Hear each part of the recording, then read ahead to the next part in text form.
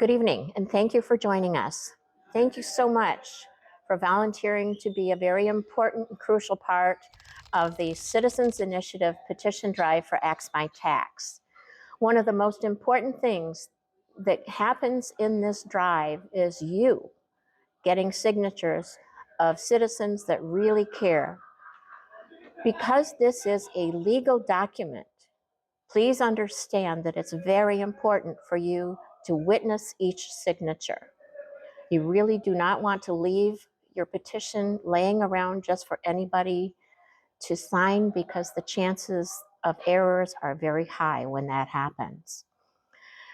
Having done petitions before, we've learned a few key hints to help you with this. Okay, so when you get your petition, we highly recommend that you read the entire thing. It's little wording, very long, but it's great to be informed because you will get a lot of questions.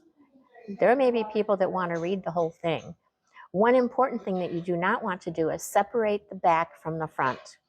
Your petition needs to remain intact for it to be legal. So your petition is going to go by county. You have 10 lines for each one, and there's a small line here for you to enter your county name. Okay? The next thing you look at when you're talking to this person is, we find it very beneficial for you to put your hand over this, ask them to fill out their zip code and the date of signing.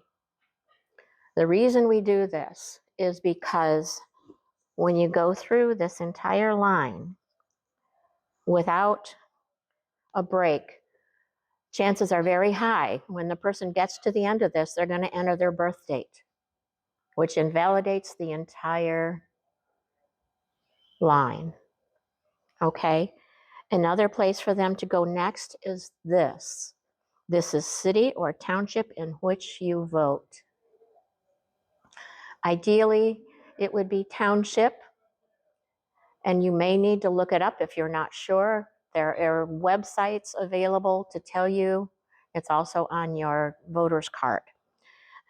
Many people are just going to put their residence address, and it can invalidate the petition. So then we go here to the beginning.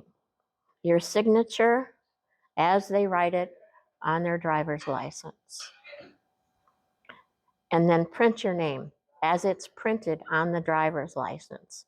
And you may ask that person to check the driver's license to see how it's entered, because many times they have a middle name in there, middle initial, whatever.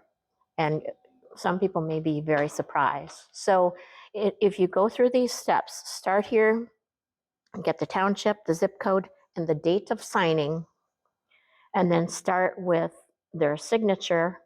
It doesn't have to be legible, but when they print, they're printing their name as it appears on the driver's license. You're going to be ensured that every signature will be valid.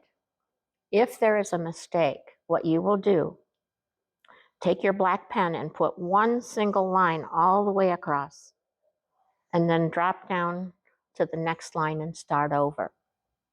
It does not invalidate the entire sheet.